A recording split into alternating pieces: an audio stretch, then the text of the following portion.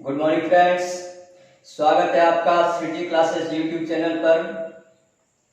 Friends, हम लोग BDN chapter पढ़ रहे हैं 12th क्लास का हिंदी माध्यम में। तो हम लोग पिछले क्लास में डिस्कस कर रहे थे गैसों की द्रव्य विलेयता, जिसका तीनों कारक डिस्कस कर चुके हैं। आज हम लोग जिसमें लास्ट हम लोग पढ़े थे विलेयता पर दाब का प्रभाव, और उसमें हम लोग हेनरी का नियम पढ़े थे। फ्रेंड्स, हेनरी के नियम के अनुसार हम लोग पढ़े थे स्थिर ताप पर किसी गैस का आंशिक दाब विलयन में उपस्थित गैस के मोल प्रभाज के समानुपाती होता है।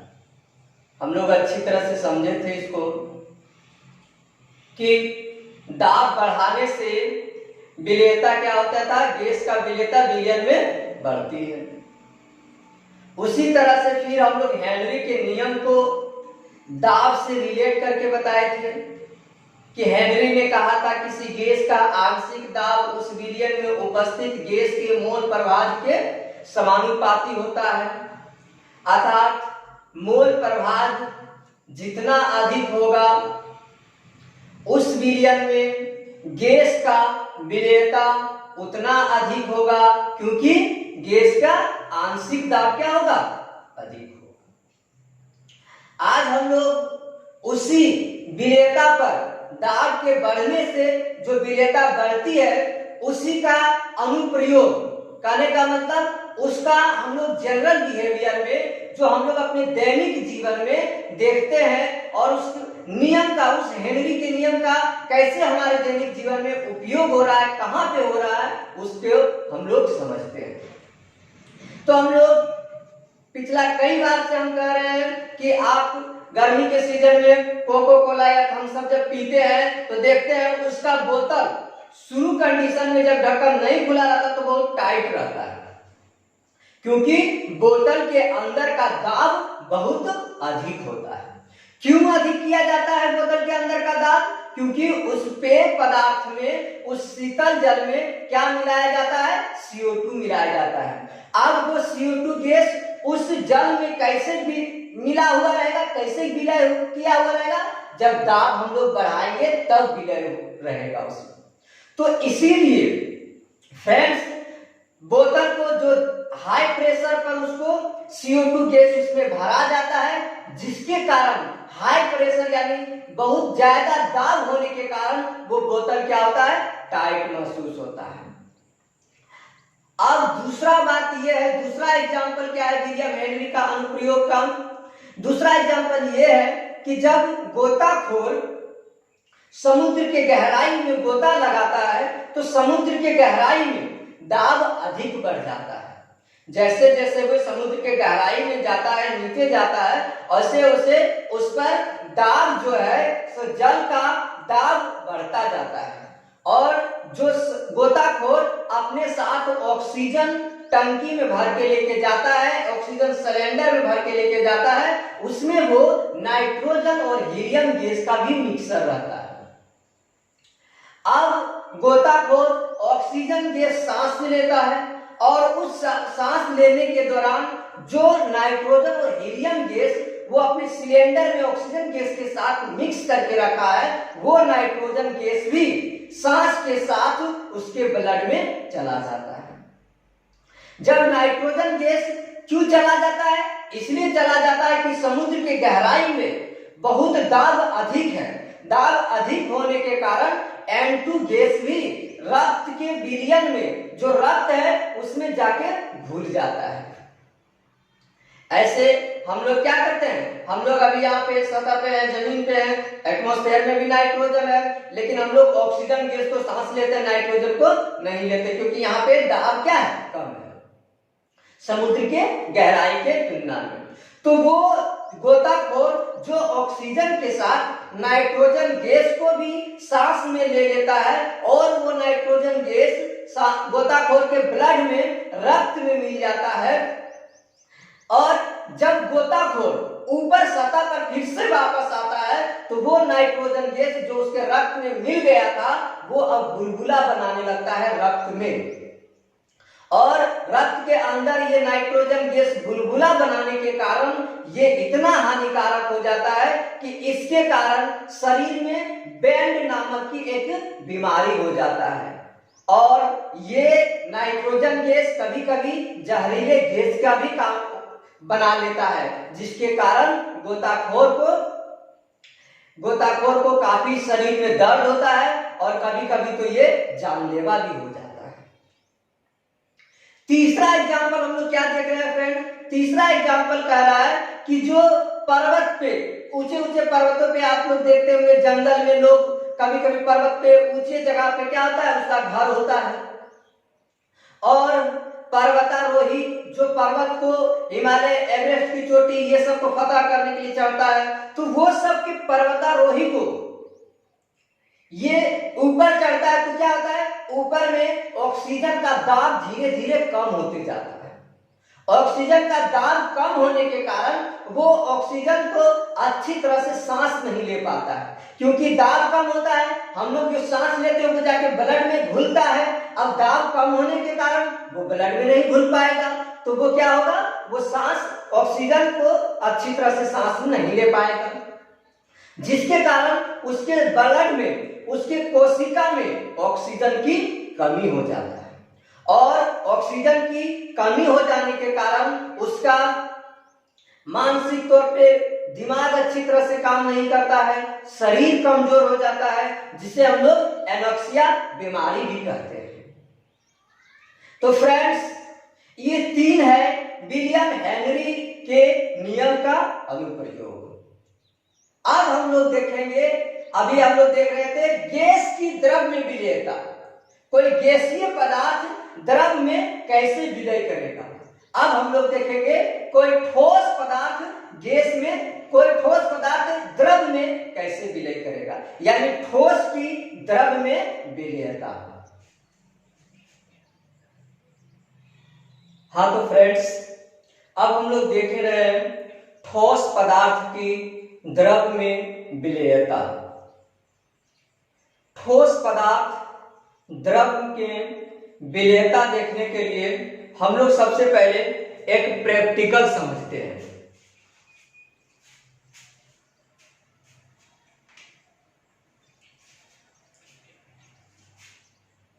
एक कंटेनर है,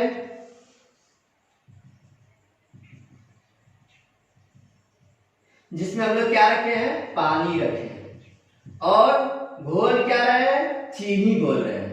तो फ्रेंड्स, चीनी तो ठोस होता है, तो हम लोग चीनी का पानी में विलयता चेक कर रहे हैं। किसका विलयता चेक कर रहे हैं, चीनी का चेक कर रहे हैं।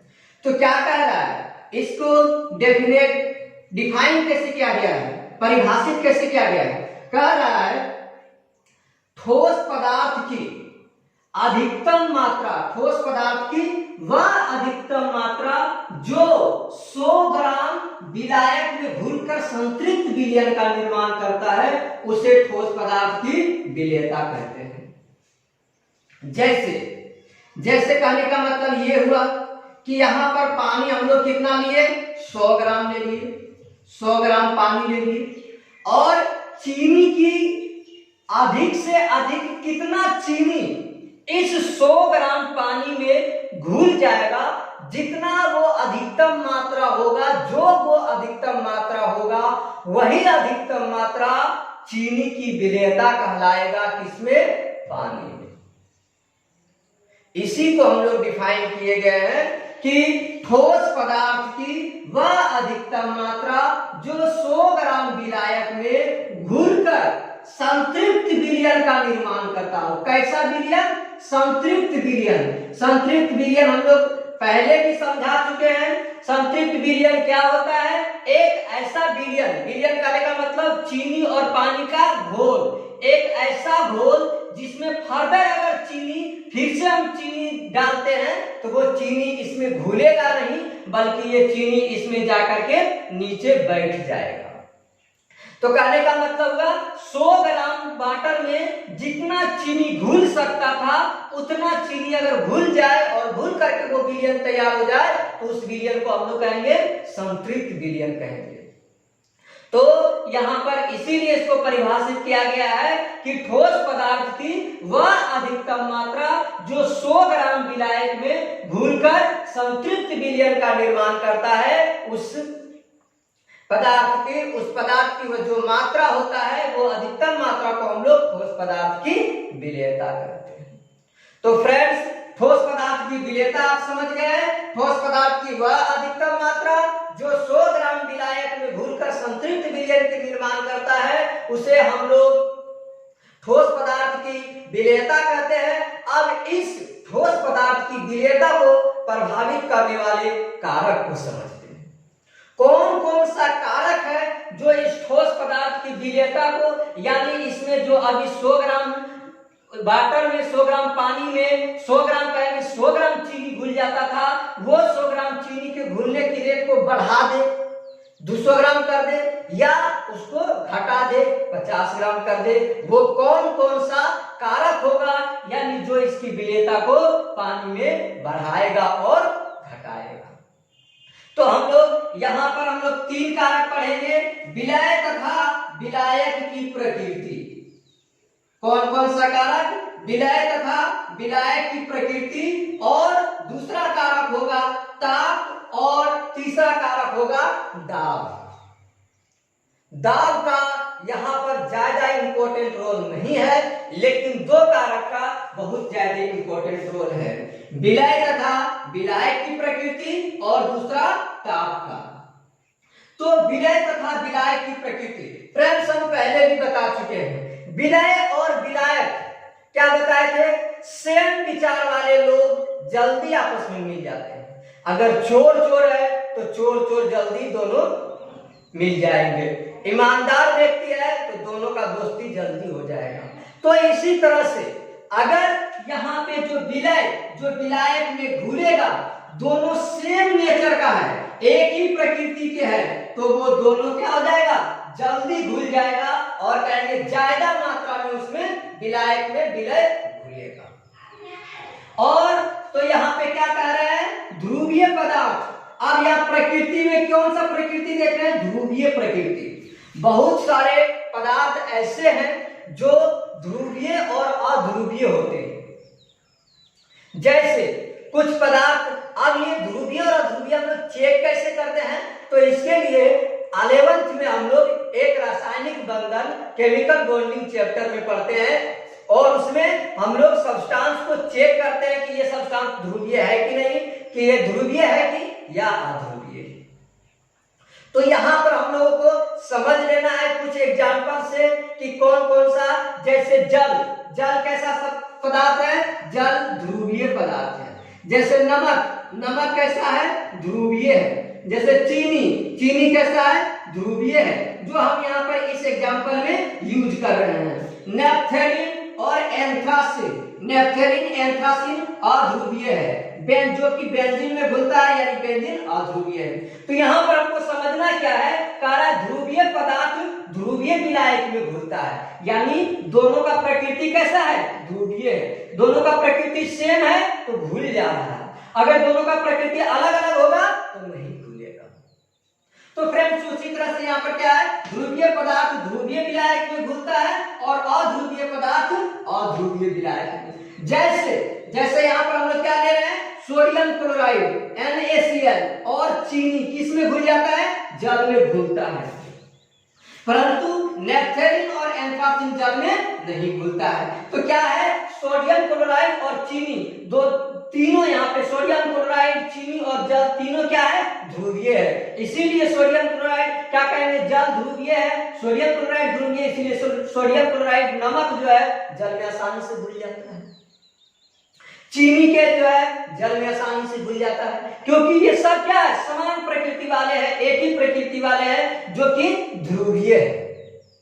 अब यहाँ पर हम लोग नेफ्थेलिन और एंथ्रासिन को जल में घोलते हैं तो को नहीं भूलता है, क्योंकि नेपथलीन और एंथ्रासिन कैसा है, अध्रुवीय है और जल ध्रुवीय है, यानी दोनों का प्रकृति नहीं मिल रहा है। तो असमान प्रकृति वाले पदार्थ जो है घुलेगा, लेकिन बहुत कम मात्रा में घुलेगा, उसमें उसकी विलेयता बहुत कम होगी। तो एंथ्रासिन और नेपथलीन किसमें जाके घुलता है, नेपथलीन और एंथ्रासिन बेंजीन में जाके घुल जाता है, क्योंकि बेंजीन कैसा है, अध्रुवीय है। तो फ्रेंड्स अभी हम लोग देखें विलय तथा विलायक की प्रकृति, जिसमें हम लोग क्या समझे कि ध्रुवीय पदार्थ किसमें घुलता है, ध्रुवीय विलायक में घुलता है, अध्रुवीय पदार्थ किसमें घुलता है, अध्रुवीय विलायक में घुलता है। अब एक और बात रह गया, तापमान। कैसे, तापमान जो है हम लोग अगर इस कंटेनर का, इसमें चीनी जिसमें वाटर में घोल रहे हैं, अगर उसको हीट करेंगे तो क्या होगा, क्या चीनी का मात्रा अधिक घुलेगा या चीनी का मात्रा कम घुलेगा, ये हम लोग यहाँ पर देखेंगे। तो देख रहे थे दूसरा जो कारक है वो है ताप। ताप के बढ़ाने से सामान्यतः क्या देखते हैं हम लोग कि ताप जब बढ़ाते हैं तो ठोस पदार्थ की विलेयता विलयन में बढ़ती है, ठोस पदार्थ विलायक में अधिक मात्रा में घुलती है। लेकिन हम लोग दो प्रकार के रिएक्शन को देखते हैं, दो प्रकार के क्रियाओं को देखते हैं। एक होता है ऊष्मा शोषी क्रिया, मतलब वो क्रिया जिसमें हमको ऊष्मा बाहर से क्या करना पड़ता है, देना पड़ता है, तब वो क्रिया कंप्लीट होती है। और दूसरा होता है ऊष्माक्षेपी क्रिया, मतलब वो क्रिया जब वो काम होता है तो उसमें ऊष्मा बाहर निकलता है। तो इस प्रकार के दोनों क्रियाओं में, शोषी क्रियाओं में, यानी जिसमें हमको ऊष्मा देना पड़ता है, तो उसमें अगर हम ऊष्मा देंगे तो वो क्या होगा, विलेयता उसमें, उस पदार्थ की विलेयता अधिक होगी। और वैसे क्रियाएं जिसमें ऊष्मा बाहर निकलता है, उस क्रियाओं में अगर हम लोग ये ताप बढ़ाएंगे तो विलेयता क्या होगी, घट जाएगी। तो आज हम लोग फ्रेंड्स विलेयता टॉपिक्स देख लिए कंप्लीट। विलेयता में गैस की तरफ में विलेयता, ठोस की तरफ में विलेयता, जिसमें एक इंपॉर्टेंट टॉपिक था हेनरी का नियम, जो बहुत बार पूछा गया है और पूछा जाएगा। तो इसलिए आप उस हेनरी के नियम को अच्छी तरह से समझें।